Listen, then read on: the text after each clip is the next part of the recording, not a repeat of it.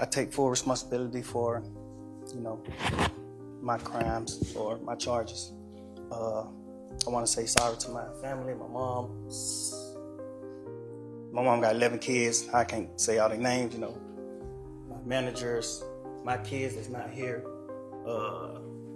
Really everybody that got something to do with this situation, I want to say sorry for just like, you know, having so much time investing into this, you know. And I am a smart guy, I am a good guy, and I really got a good heart, you know. I find myself in a lot of stuff because I was just nice or cool, you know, and I understand that you can't be that way when you reach a certain height because it could end bad, and it don't really have to have nothing to do with you, but it could end bad and it could, you know, fall on you. And I know the choice is yours, it's up to you, and I hope that you allow me to go home today and just trust in me to just do the right thing and never see you again unless it's at a, you know, bar in the future or something. Just out of this type of situation, I promise you I won't ever be in this type of situation again. I'm going away.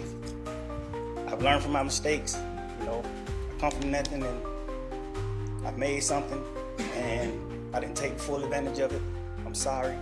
I know the heights I've reached. I know the impact I got on people, period, in the community, you know, all people. I learned that late, like these past 2 or 3 years of my life, I kind of learned that late, and maybe it was because I was, you know, probably on drugs or anything, I don't know, but I have came to my senses and I understand what I mean to this world. But I am a good guy, you know. I don't mind doing stuff like, you know, like free shows, and I always did that, you know. I did free shows and gave it to single parents, millions of dollars. You know, I made $1.8 million on a free show, and I gave it all to single parent charity. And I did like 2 or 3 shows that made like $700,000 a piece, and I gave it to the breast cancer organization. Like, you know, I do things. I put millions of dollars back into my community for real. I really did. I did more than anybody ever did from my side, you know. But I understand, you know, rap lyrics. I understand how it could be twisted. I understand what it could do to the mind of people. I understand all that, and I promise you I'm 100% changing that, you know. It's just, I'm older, I'm grown now, you know, and it's just like, I'm smarter, it's more things to rap about. Like, I've experienced a lot of good things. I experienced more bad things, but I experienced a lot of good things too. And anyway, I can go forever. Well, I appreciate it. And I appreciate that you do realize how much of an impact you have on people. I mean, it's past your neighborhood. It's worldwide, especially young people. And having come up from where you came up from and living in and around that, you know that gangs are damaging to our community. And it may be that a whole lot of rap music and the rap industry is, I mean, honestly, it sounds like a modern day version of kind of WWE wrestling that used to be on television, where people would just get up and posture and act like they hated each other. And it may be that that's a lot of what is going on in the music industry with rap. But whether it is fake or not, it has tremendous impact on kids and young people who think, this is cool, this is what I want to do. Look at him, he's a millionaire. I can do that by being, you know, a gangster in the streets. And that's not true. What you're likely to have happen to you if you're a gangster in the streets is you get shot, you get killed, or you get thrown in prison.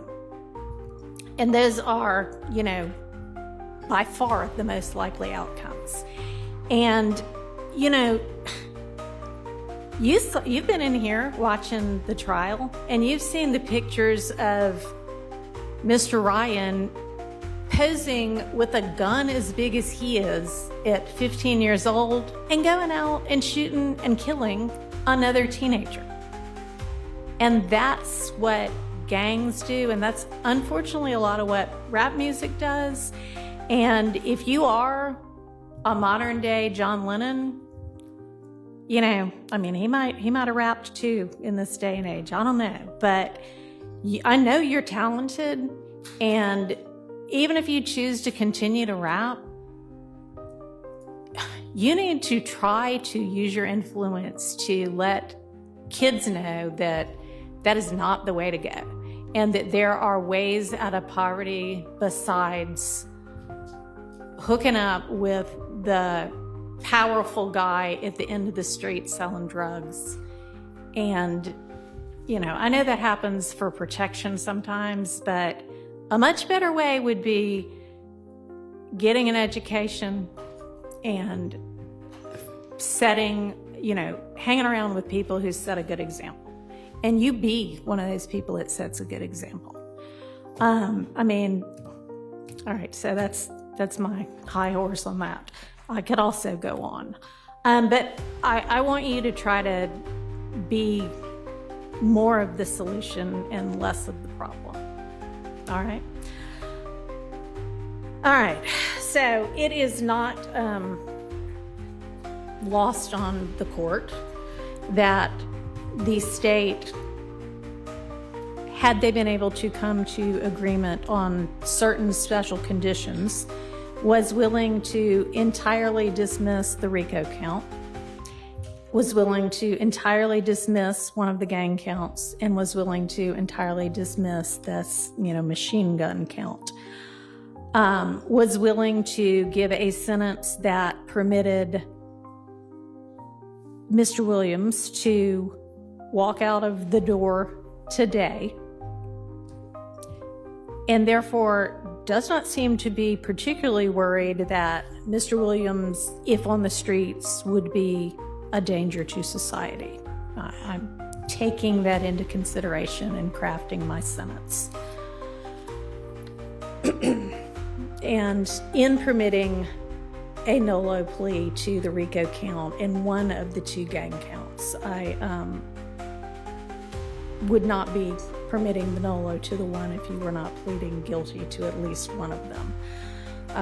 But you are, and y'all admit a factual basis for the counts that you are pleading guilty to. I find there to be a factual basis for those counts, and for the remaining counts with which you are charged, I am going to impose a sentence, and I've taken a little bit of the suggested special conditions from the defense and a little bit of the special conditions suggested by the prosecution.